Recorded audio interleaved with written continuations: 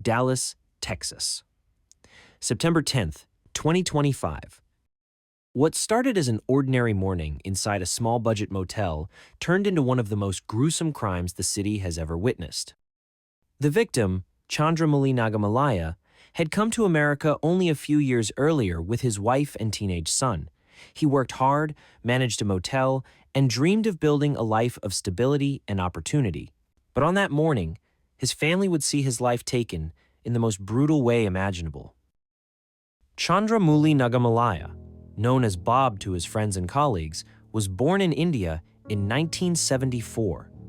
Raised in Bengaluru, he studied at Indiranagar Cambridge School and later at National College in India. He was known as a calm, peace-loving man, someone who stayed out of conflict and always thought of others before himself. He had small businesses back home, including running a paying guest hostel, but he wanted more for his family. In 2020, he and his wife and son moved to the United States, first settling in San Antonio, then relocating to Dallas in 2021 when he was offered a management job at the Downtown Suites Motel on Samuel Boulevard. For Bob, it was a step toward his dream, a career in hospitality, and eventually, perhaps even owning his own hotel. For his son, it was inspiration to follow in his father's footsteps and study hospitality management. Bob was a man with plans, with energy, and with a deep love for his family. He had built a life of routine, working long hours at the motel, spending time with his wife, guiding his teenage son, and sending money back to relatives in India. No one could have predicted that his story would end in such savagery. On the other side, the man accused of killing him was 37-year-old Yordanis Cobos-Martinez, a Cuban national who came to the United States years earlier. His record shows a life of crime and chaos across multiple states. Wherever he went, trouble seemed to follow. In Florida, 2017, he was arrested for felony grand theft auto, accused of stealing a Mercedes-Benz. The charge was later dropped, but it was the first sign of a pattern. Later that same year, in California, he was arrested again, this time for attempted carjacking in South Lake Tahoe. Reports say he dragged a woman from her car, tried to force his way inside, and held her against her will. He was released on bail, convicted of false imprisonment, and given probation. But instead of turning his life around, he fled the state. By 2018, he had surfaced in Texas, this time in Harris County, near Houston. He was accused of indecency with a child and aggravated assault. The indecency charge collapsed years later from lack of evidence, and the assault was reduced to a misdemeanor. He still served about a year in jail. The record was long, it was violent, and it was clear. This was not a man unfamiliar with the law. He was someone who lived on the wrong side of it. Immigration officials noticed. By 2025, U.S. Immigration and Customs Enforcement had issued a final order of removal. Cobos-Martinez was supposed to be deported back to Cuba, but there was a problem. Cuba refused to take him. His rap sheet was so troubling that his home country would not accept him. So, in January 2025, after years of bouncing between cases, hearings, and detention, he was released under supervision, despite a violent criminal history. A man who should have been gone from the United States was free to work at a motel, free to cross paths with Bob and his family because Cuba refused to take him back. For the community, this detail became one of the most controversial parts of the case. And on September 10th, that freedom turned deadly. The spark that set this tragedy in motion was so small, it almost feels unbelievable. At the Downtown Suites Motel, Bob was not just a manager. He was a problem solver, the kind of person guests and staff relied on when things didn't work. That morning, the motel's washing machine had been broken. It was his job to make sure no one used it until it could be fixed.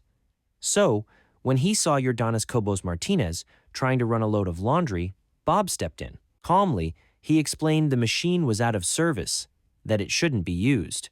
But there was a problem. Cobos-Martinez didn't speak English well.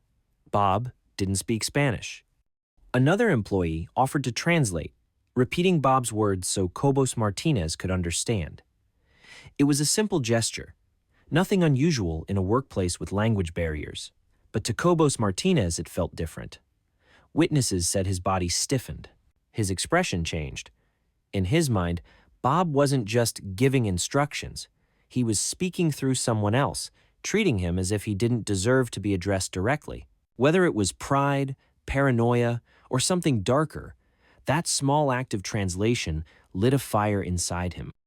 What could have ended in silence and understanding instead grew tense.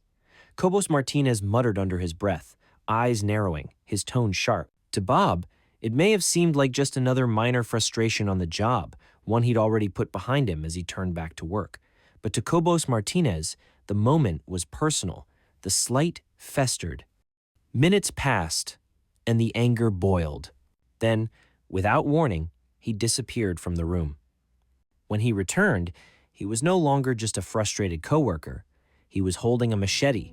What happened next defies belief. Cobos-Martinez stormed through the motel with the weapon in hand, chasing Bob across the property and into the front office. Inside that office, standing only a few feet away, were Bob's wife and teenage son. There was nowhere left to run. The machete came down in heavy, chopping swings.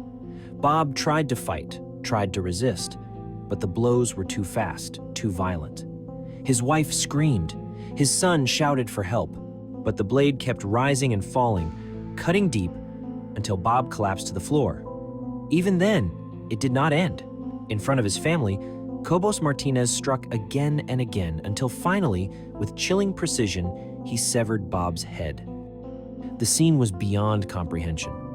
The attacker picked up the head, kicked it across the office, then carried it outside and threw it into a dumpster. For Bob's wife and son, it was not just the loss of a husband and father.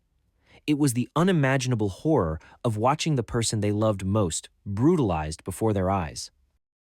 Police arrived within minutes, responding to desperate 911 calls.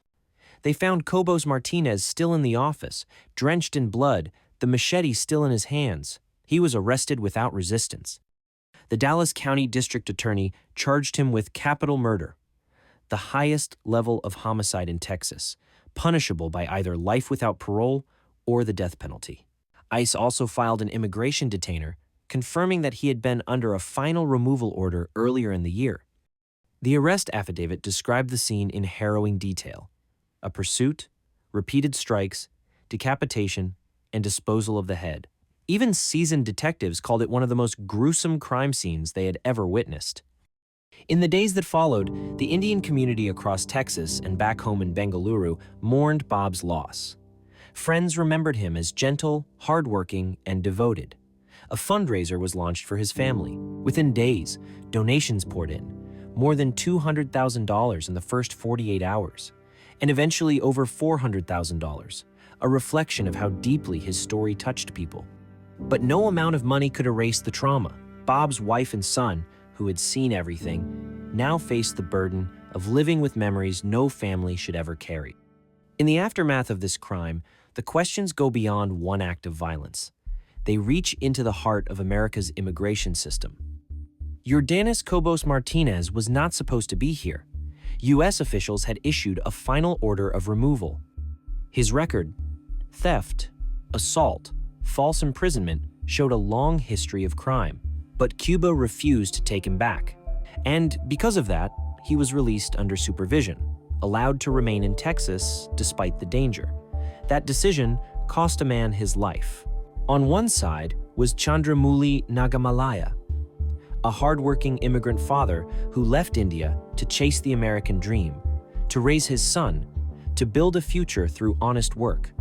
On the other side was another immigrant, one with a trail of violence, whose deportation had been blocked, who was given another chance to walk free.